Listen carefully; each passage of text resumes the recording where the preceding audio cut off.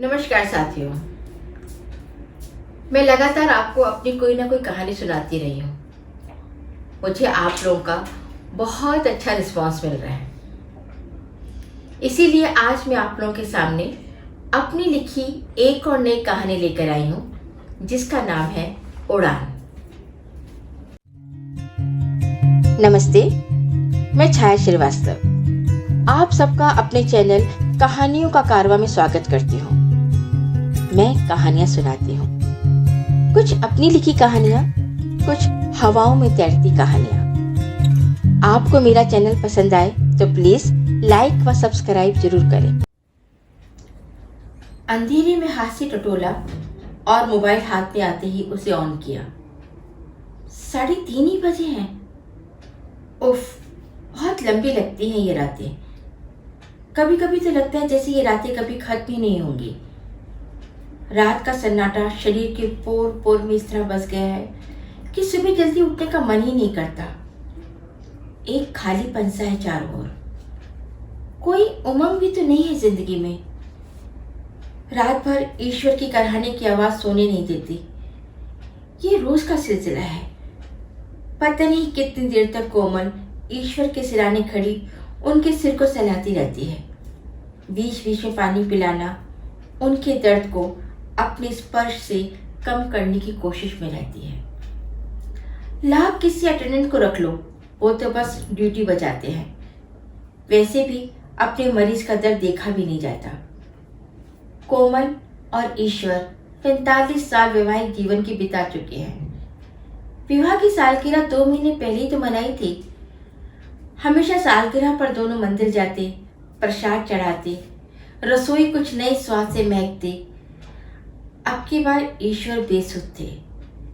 कोमल ने प्रसाद चढ़ाया, पड़ोस में बांटा और रसोई के उस महक को अपनी सांसों में महसूस भर किया। इन 45 सालों में एक दूसरे के हर दुख दर्द में खड़े हुए हैं। यूं कभी फुर्सत से बैठकर बात भी नहीं की। शादी की शुरू का छोड़ दे तो कभी टाइम ही नहीं रहा। दोनों बेटों के होने के बाद कोमल ने गृहस्थी में अपने आप को डुबो दिया और ईश्वर ने नौकरी व ट्यूशन में। आंखों के सामने पता नहीं कितने वो अनजाने से दिन घूम गए जो कभी याद भी नहीं किए थे। कोमल ने अपने आप से पूछा कि जो वक्त याद आया है वो सच में आया भी था या भ्रम था। कितनी अजीब सी यादें होती हैं जो चारों ओर लिपटी रहती है, पर जरा सा हिलाओ तो बाहर झांकने को व्याकुल हो जाती है। सुबह हो ही गई। कोमल ने अपने आप को धकेला और बिस्तर से अपने आप को जबरदस्ती उठाया। एक नजर ईश्वर पर डाली। वो सो रहे थे, शायद नहीं सो रहे थे। उनकी आंखें बंद तो थी, पर पलकें हल्के हल्के मिचमिचा रही थी। पंखे की पंखुड़ी अपनी रफ्तार से एक लय में चल रही थी। अपने कदमों को धीरे धीरे रखते हुए वो बालकनी में आ गई। ठंडी हवा में चैन तो आया, पर दिल अजीब सा हो रहा था। कुछ बेचैनी थी, समझ कुछ नहीं आ रहा था। जब भी ईश्वर रात भर कराते हैं और दर्द में तड़पते हैं तो कोमल का दिल डूब सा जाता है। बालकनी में पड़ी 2 बैठ की कुर्सी में से एक में वो बैठ गई और अपनी आंखों को बंद कर लिया। बंद आंखें न जाने क्यों उन दिनों को आने देती हैं जो बहुत पहले छोड़ आई थी। वो एक कमरे का घर, दोनों बेटे पुलक और वरुण। दोनों को पाकर एक निश्चिंतता आ गई थी। सुबह से शाम तक व्यस्त रहती थी, बच्चों के लिए सपने सजाती। कभी उनके सपनों पर अपने प्यार का रोड़ा नहीं लगाऊंगी, यही सोचती। अब हंसी आती है कि कितनी ही बार दोनों की शादी ख्यालों में कर भी दी थी। कितनी जल्दी बीत गया सब। अब जब पलट के देखो तो कल की सी बात लगती है, पर वो एहसास शरीर को हल्का भी कर जाता है। अचानक से आवाज आई, मैडम साहब बुला रहे हैं। एक झटके से वो अपने उस एक कमरे के घर से इन 4 कमरों के घर पर आ गई। घुटने का दर्द जल्दी जल्दी चलने नहीं देता। ऊपर से आंखों में अभी भी वो छोटे छोटे पुलक वरुण उसके आसपास दौड़ रहे थे।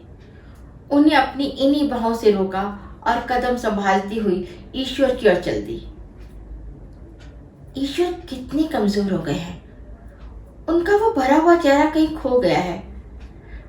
जब पापा ईश्वर से पहली बार मिले थे तो उन्होंने कहा था, बहुत सुंदर लड़का है, जैसा नाम वैसा रूप। कोमल अपनी इन यादों पर जो जब चाहे आकर खड़ी हो जाती है, उन पर खुद ही हंस लेती है। ये यादें भी ना पता नहीं कहां से आती हैं। कोमल ने ईश्वर के सिर पर प्यार से हाथ फेरते हुए पूछा, कुछ खाओगे? ईश्वर ने कहा, अच्छी वाली चाय पिला दो। अच्छी वाली चाय मतलब? दूध, चीनी, पत्ती सब ज्यादा। डॉक्टर ने कहा था जो मांगे वो देना, उनका मन भी पूरा करना। पुलक अपना एमफिल करने जब विदेश जाना चाहता था तब ईश्वर ने कहा था कि बाहर जाना तो चाहते हो पर वापस आ जाना, वहीं किसी से शादी मत कर लेना। पापा के इन शब्दों के साथ पुलक शर्मा गया था। ईश्वर ने कोमल से कहा था, देखो बच्चे वापस नहीं आते, मत भेजो। पर कोमल बोली, मैं कभी भी बच्चों के भविष्य से खिलवाड़ नहीं करूंगी, उन्हें अपनी उड़ान भरने दो। ईश्वर की इच्छा के विरुद्ध पुलक विदेश चला गया। जब वरुण ने भी विदेश जाकर पढ़ाई करने की बात कही तो ईश्वर चुप रहे। उन्होंने कोमल की ओर देखा। अब की बार कोमल का दिल एकदम से हाँ नहीं कह पाया, पर उसका आदर्श रूप मना नहीं कर सका। ईश्वर की तबीयत अब ज्यादा खराब रहने लगी थी। जो थोड़ा बहुत बैठ जाते थे वो भी अब खत्म हो गया था। कोमल भी घर में बंद सी हो गई थी, घुटन सी होती थी। बाहर निकलने का मन होता था पर कहाँ जाए। दोनों बच्चे बराबर फोन करते, हाल पूछते और फोन रख देते। कोमल अब अपने आप को बहुत अकेला महसूस करती। किससे बात करे, क्या कहे, कुछ नयापन नहीं है, उदासी सी है। ईश्वर को अस्पताल में भर्ती करना पड़ा। अकेले भाग दौड़ करके थक गई। पुलक वरुण पूछते, माँ बताओ आ जाए क्या? क्या कहे? मुझसे क्यों पूछ रहे हो? किस चीज का इंतजार कर रहे हो? पिता है, उनकी सेवा करने आ जाओ, सारा हाल बता तो रही हूं। पर कह ना सकी। ईश्वर अस्पताल से वापस नहीं आए। पुलक वरुण अपने अपने परिवार के साथ आए। अपने साथ चलने की जिद की, पर कोमल एक बार फिर उनकी उड़ान में बाधा नहीं बनना चाहती थी, सो वहीं रुक गई। मेरी कहानी उड़ान के अंत तक जुड़े रहने के लिए बहुत बहुत धन्यवाद। आप मेरी अगली कहानी का इंतजार कीजिए। हम मिलते हैं एक नई कहानी के साथ।